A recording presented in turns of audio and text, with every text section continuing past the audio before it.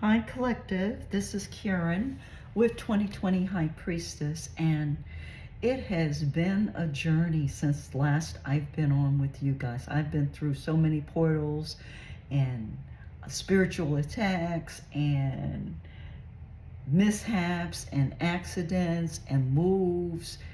Oh, child, it's been shaking and baking up in here. I don't know how y'all been doing, but uh, the spiritual attacks are real. They're very heavy right now, and have been since last time I've been on, which has been a month or two ago. So I just have to say, yay for us. Yay for us who are hanging in there, hanging tough, and not, relenting, not giving up. Who of us keep going on regardless of what occurs, and know that, our destiny is secure, and know that what's for us is for us, and that no one can take it. No one can have dominion over what we don't let them have dominion over. Wow.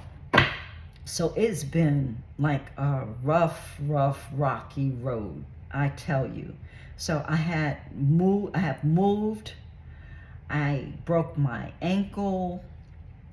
I had, in the midst of the move, I broke my ankle, and I don't even, want to just, if I were, I could go on and on and on about the trials and the tribulations, about how the movers, got the upper hand on me, and I had to pay more than what I really should have to move. But sometimes when you're in a certain situation, you have to do what you have to do, and surrender. And so that's what I did. And situations, it's been real. Anyway, I'm here. I have a roof over my head. I'm blessed. I'm thankful. I am powerful. And I've been hesitating to get back online, but today I sat down and at the inspiration of a particular reader on YouTube, who I won't call out at this time, but I sat down and I listened, and he said, yay, now is the time. Whatever it is you need to do, do it. Do it now. Whatever it is you love to do, do it now. If it's a tarot reading, do it now. And I knew that, it was time. And it wasn't the first time I heard this message recently, but it was the first time that I decided that, hey, it's time. And I'm going to get back online and start doing the readings again. So I sat down with my angel deck. This is the deck that I got. 10th anniversary edition angel blessing cards. And the two cards that fell out were communication and miracles. Go figure that I'm hesitating to communicate to my collective, to my tribe.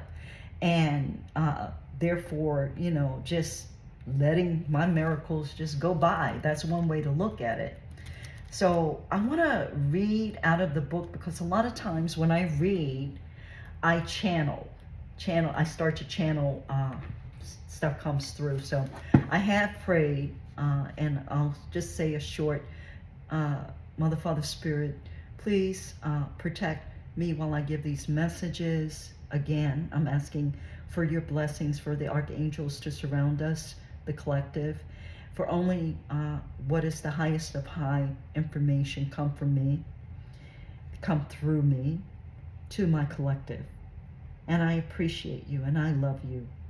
I love you all, collective. I love you, God. I love you, angels. Thank you, thank you, thank you for all that you do for me all of the time.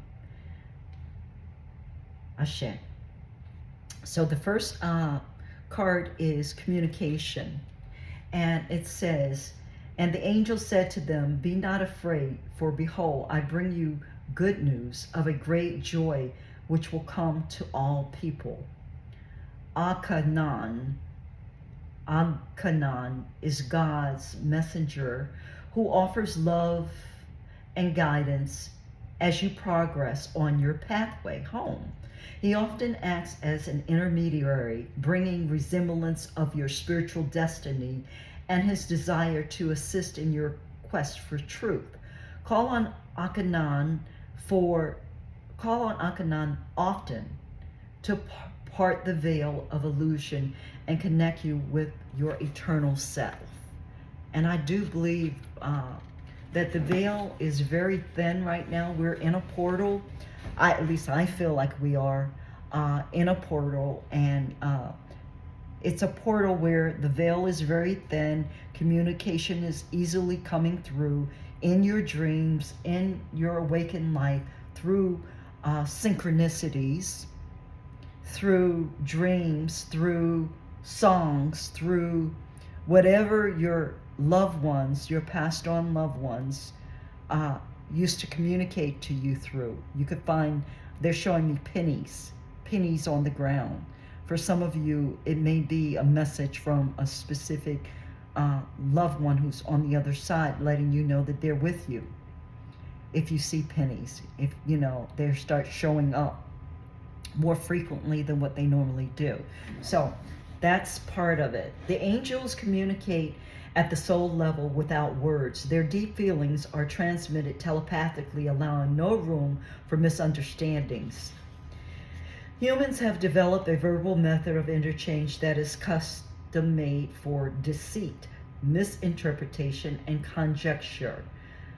To further complicate matters, most of us have been taught it is not safe to say how we really feel.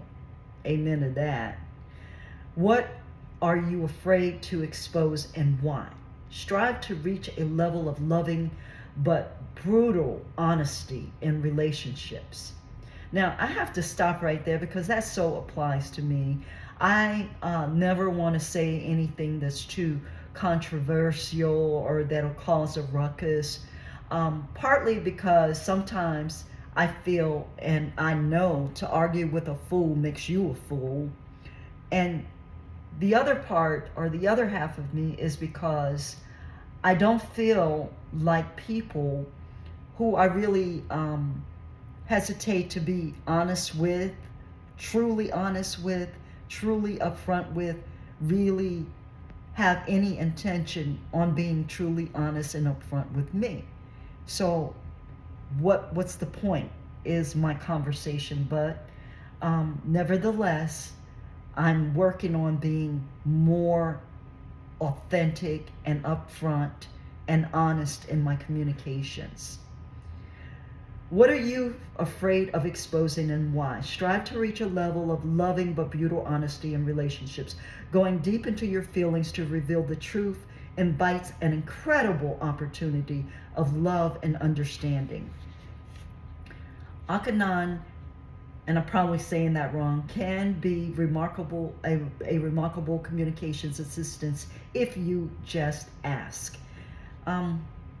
So yeah, you have to ask for assistance from the other side if you want it. If you don't ask, they cannot assist you. So I'm asking, please support me and all of those in the tribe, in the community, who want to be more authentic, more honest in their conversations, in their communication. Then stay alert for insights into your own feelings and the lessons of relationships with others. When you have feelings for other, love, anger, resentment, or uneasiness, ask to understand the higher meaning for being with this person. If the relationship is troubled or comic, seek healing and forgiveness. It is not necessary to like everyone. Uncomfortable feelings could be a valuable warning that this person is not for you. If the relationship is joyous, revel in ecstasy. Ask Akanan to enhance communication with family members through love and peace. Seek ways to understand your differences while striving to appreciate your sameness. So what I'm getting about all of this conversation here is that it's about us being intentional about what it is we want to create in our relationships and in our communications. Our intention is everything. It's everything in spiritual work. It's everything in communication. So if we are intentionally seeking ways to understand the differences and come to peace with others, then that's a powerful intention. Whether or not it shows up, don't worry about it. Just have that intention. Set it before you open your mouth. Set it before you decide to verbally communicate. Also, they're telling me that before you decide to communicate with someone, specifically if it's a toxic or kind of turbulent relationship, before you do, notice your body. Notice what you're feeling when you think of this person in your physical body, because that tells you a lot. It tells you a lot about what it is that you authentically feel and how best to communicate what it is you're seeking to communicate. Seek ways to understand your differences while striving to appreciate your sameness. We all just want to be loved. Write letters to the guardian angel of anyone who troubles you and ask for the good of all concerned.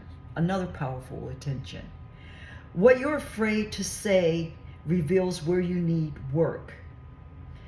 Are you reluctant or unable to tell others how you feel when things come up? Do you even know how you feel? Are you fearful of their response? Do you freeze up so you can't speak? Do you explode in rage? Can you trust others to honor your feelings? Do you try to please and at any personal cost? Perhaps you could say anything and they wouldn't hear with an open heart or respond in love. Relationships that are expansive, ever striving for more hurtful, heartfelt, true communications are precious gifts of love. The fear, anger, lack of trust, and hurt that relationships trigger mirror inner feelings. Your willingness to explore your dark side, to deeply feel what you feel the most and release it in love, will open the way to better relationship with others. Seek truth in all your communications. From things as simple as birthday card to complexity of marriage. Know what is true for you. Try to feel what is true for others, and find a way to understand each other.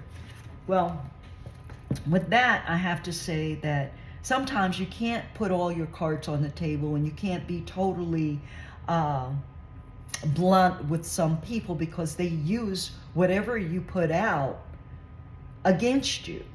That's their main goal. Some people who are very toxic, who are very controlled by other spirits other than their own, demonic spirits, sometimes they seek to find out and just have you talk so that they can know what your weaknesses are, or what your predilections are, what you are prone to. And so they just are looking for a guidepost to do you in. And you have to be aware of that at the same time. So if you talk to someone and you know, based on repetition, based on past, that all they're going to do is use your words against you and try to tie you up, then you may need to just sit down and write that person a letter and burn it and ask Spirit to handle it. You know, you may not need to verbally communicate. For example, with narcissists, you have to go cold on them. You have to just shut it down, because any communication is not going to be to your advantage when you're dealing with a psychopath or a narcissist. It's just not. Now, so you got to have your discernment about who you choose to communicate with honestly and openly, and how you say what you say makes a world of difference as well. So that's what I have to say about that. But when I saw this card, I thought, you know, I'm getting online, I'm going back into the YouTube for the umpteenth time, and I'm going to share, and I'm going to be with my collective, and I'm going to create, and I'm going to have fun, because this is what I love to do. I'm going to support people, and people are going to support me. So that's what I thought, and I thought out of that, miracles will come.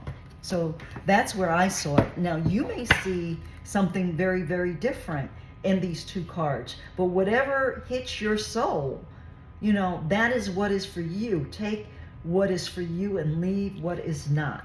So we're moving on to miracles.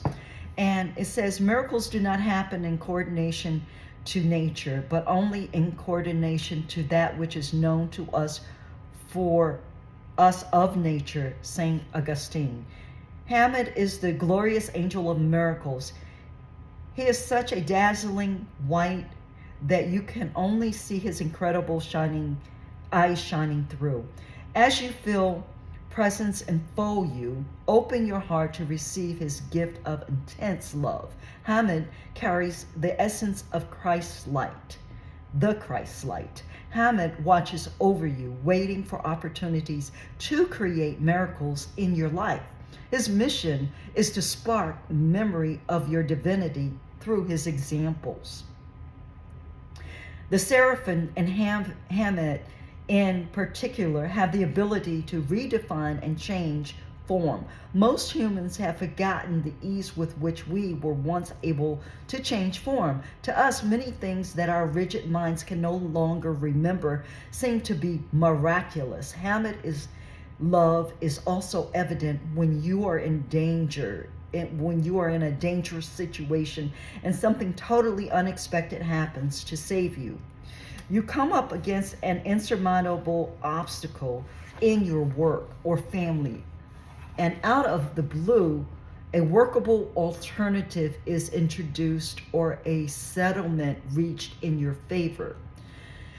You or someone you love lies near death with no hope of recovery, and the next morning there is a turn for the better. Would it take a miracle to get what you want? Meditate or pray upon this. Is your desire ego-centered? If it is divinely inspired, do you have unworthiness issues preventing you from attaining your dreams? What situations in your life now are reflecting your lack of faith, limitation, or unclear vision? And I have to say, as I'm reading that, and that's all I'm going to read of that part, but as I'm reading that, I was saying to myself before I started this reading, Karen, you could sit here and you could think and be in your head until you die, and nothing would change. The only thing that's going to change something, that's going to make your life different, that's going to spark a fire that is undeniable and that is miraculous, is if you take action on what you're passionate about. That's the only thing. You can think and propose and doubt and wonder all you want. It won't do any good. So collective, I want to invite you to take a moment to see where you're holding yourself back, where your fears are, and where you really, really want your life to go. And commit to that. Commit to that passion. Commit to your God-given gifts, because the world needs you. The children need you. All right? It's no joke out here. We need every light being available to be on deck, to be present and in the middle of the fight. Because trust, evil is not letting up. They know, these demons, they know that their time is coming. They know that there's a shift coming, that there's a new earth being created, the vibrations of a higher nature than they are getting ready to totally annihilate them. And they're fighting like hell to win. They're fighting like hell to hold on, tooth and nail. They're fighting like hell against you. And if you don't see it, then I would request that you take some time and pray and meditate and still your mind, because it's at every turn I see corruption. At every turn I see people who are out to just for themselves, or out for evil purposes, for sacrifices, out to take, not give, out to harm, not love. At every turn, this is what I see in my life. And I don't see enough loving people. I don't see enough people with true hearts, that really know how to get out there and walk their walk and talk their talk. And all it takes is us believing in us, you believing in you, and taking action. So I'm going to leave that right there. And I want to go quickly to the Orisha Tarot, which is a newer deck that I recently purchased. This is the book, and this is what the tarot looks like, the box it came in. And I'm just going to do not a traditional Orisha reading. They have a specific way you could do a whole thing. That's, I'm going to say for another time. I'm just going to ask the Orishas to please advise on what it is that they want to tell us today. And I have 1, 2, 3 cards. Okay, so let's see. 7 of Swords, Page of Swords, and 7 of Discs. So we got 7s going on. 7s. So let's see here. 7 of Swords. Okay, someone has much and others will seek to take it when this card shows up. How you feel about this will depend greatly on which side of the equation you are on. Shango owed a lot of money to a creditor, so he divined on how to get free of his debt. He was told to gather a few things and dig a hole on the creditor's land. In some tellings, he is told to leave anything he finds. In this version, the creditor accuses him of stealing his savings, which he had buried, yet when the police come, they find it undisturbed and give the money to Shango as payment for being defamed. In other versions, he is told to keep what he finds and to tell anyone who asks that he made the money himself. Here we run into different ideas of what is just and fair. In both versions, we find some kind of trickery about how Shango ends up clearing his debt. The story is a criticism of ownership and indebtedness. The creditor is seen as having overreached or gone too far, so Spirit advises some kind of readdress. In life, we run into these kinds of questions all the time. Is it fair to stream content without paying? What about if a big company makes a mistake in our favor? What about taking some stationery home from the office?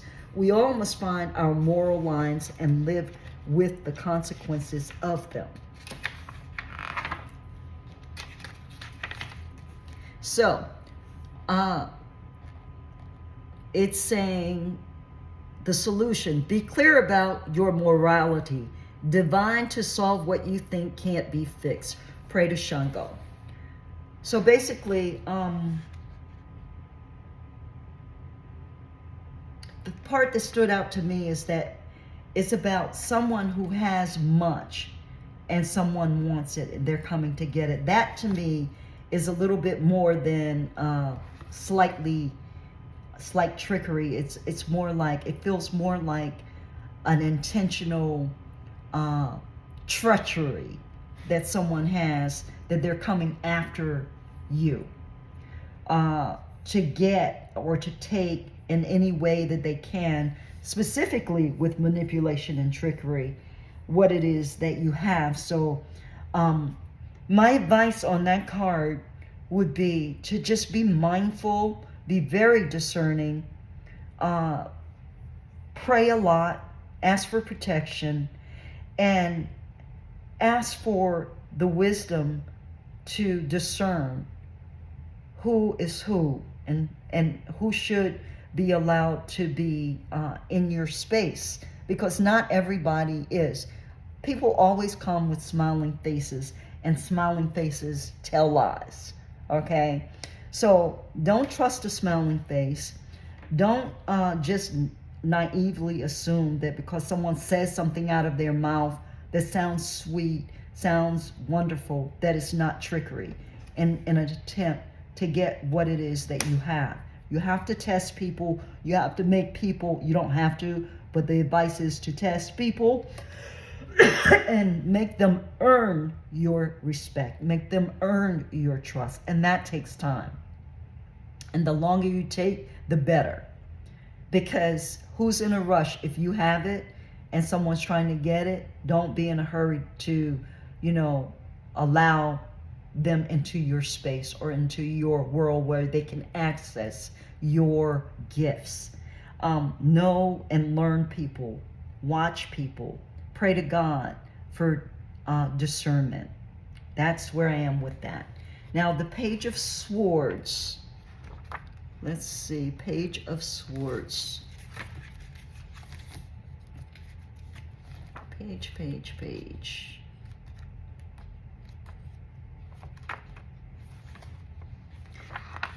I think that the Page of Swords is going to be in a different area. So I'm going to go, let's see, Five of Swords. I said the last time I did this book that I was going to not do this because it takes too long to do it when I'm looking through it, because I'm not familiar with where to find all of the cards at just yet. So next time I will do this reading before I get on, so that I don't have to take so much time during the online to do this. Now I'm in the disc card, so I'm going to do the Seven of Discs. In this card, things fail, not because we did not try, but for reasons that will likely never be clear. What we have set out to do does not end up having the outcome we wanted. Worse still, our internal conflict with what does not happen can also be a source of suffering. And that's on top of not getting what we want. It is our neighbor who benefits from our pumpkin patch. Again, it's this thing of someone else taking something that is ours. Is a proverb that speaks perfectly to the Seven of Discs. We have planted our garden and tended it well, yet the sprawling nature of what we are growing grows through the fence, and most of the fruit of our labor is beyond our reach. When we see this card, we need to immediately switch our attitude from the appearance of loss to the question of what next. Do we have a relationship with this person where we could ask to harvest what is on the other side? Do we cut the vines and kill the growth on the other side? Maybe we sneak in at night and collect what we feel is ours under cover of night. How we handle the situation could determine how future of the relationship with our neighbor goes. Yeah, it does. And I don't recommend anyone sneak and do anything, because why sneak? Why not be bright? Why not be in the light? Why not do what you feel in truth and in authenticity? If you feel you have to sneak to do something, then my feeling on that is you shouldn't be doing it. I don't care what it is. So at any rate, what's meant for you is meant for you. If you plant a patch and all of your fruit grows on the other side, then that's a message from the universe that's saying that you don't have your boundaries protected. It's saying that your boundaries are so unprotected that the fruit of your labor is benefiting someone else. This is what I'm seeing in this card. Okay, and that's not what you want. So you want to look at, Lord, how do I create boundaries that keep my value, my hard labor, and my rewards and my, my harvest within my boundaries? What is it that I need to do in order to have that happen? Because I don't ever want to see this again. All right? I don't ever want to be in a place where my boundaries were so lax that others could take more advantage of my hard work than I did. So that's the message in this card for me. And then the last one, which is the Page of Swords. Let's see if I can find the page. Yeah, Page of Swords. This card speaks of intelligent, keen observation skills, and being articulate. This person's ability to see what's going on moves them to action, sometimes as a champion of those with no voice, and other times as a rescuer of those who are quite committed to be stuck in their situations. The officiate is the one who transcribes the message given during initiation. They are responsible for clearly hearing what is said and documenting it for later review. The advice they write down might govern the rest of the initiate's life, so the need for accuracy is high. Going beyond simple being a witness, this person may also require to offer solutions if prompted by the oracle. The ophista is required to be studious of both the religion itself and human nature. This card raises the question of what we should do with other people's secrets. In the initiation room, everyone hears what the new priest's life has been about and will be like. This is tremendously vulnerable position to be in, as this information may be used in many manipulative ways. In life, the person who this card falls for likely knows many secrets from either confidence or their own astute deductions. What they do with it will determine how they are seen and how people feel about them. The solution: be slow to judge, know your place. Use what you know for yourself first. Don't pursue those intent on drowning. I think that card speaks for itself. So these are the three cards, and it's a powerful reading, very powerful reading about boundaries, about intentions, about being clear and not doing stuff in behind the scenes or in trickery or with manipulation. And why? Because what you do comes back to you. How you do it comes back to you. What you think, what you send out comes back to you. There's nothing that we do, say, or feel that does not have a ramification. All energy is powerful. All energy that is emitted by you comes back to you in one form, shape, or another. So we need to be mindful about what it is we think, how we behave, and how we say what we say, and who we allow in our space. That is just over and over and over the message for me. And I'm going to leave this message with one last pull of my ruins. I'm going to pull out 2 ruins, and this is a ruin that I put in. It's like a wild card. It's passion, relationship, and I like to think of it as romantic, but it doesn't have to be. And this is the ruin Hagal, which is the ruin of hail and hardship, ice pelting down on the relationship. So there's some type of relationship that is hell. It's like hell on earth. Someone is in a relationship, and it doesn't have to be a physical relationship, and you don't have to be in the proximity of this person, but the person is in your energy. And they're very obsessed. They're very passionate about breaking you down, about having you broken down. All right? And they're mad because they can't control you. They can't dominate you. Maybe they did at one point and now they don't, and they feel entitled. So hence a situation where boundaries are sorely needed, urgently needed, so that you can maintain your own peace. All right. Sometimes communication is not communicating, and that says more than any words can say. Sometimes cutting people off and leaving them with themselves and their behavior and their actions that they know were wrong, that they know where they try to harm you, where they try to isolate you, where they try to manipulate and dominate you. Sometimes just leaving them in their own shit is the best possible communication. And I say that with a smile because I've done it several times. Okay? One more message from the ruins. And this is protection. This rune is for protection. You can draw this rune on your skin. You can write it on a piece of paper. And the intent is protection. So you need to protect yourself because no one is going to do it for you.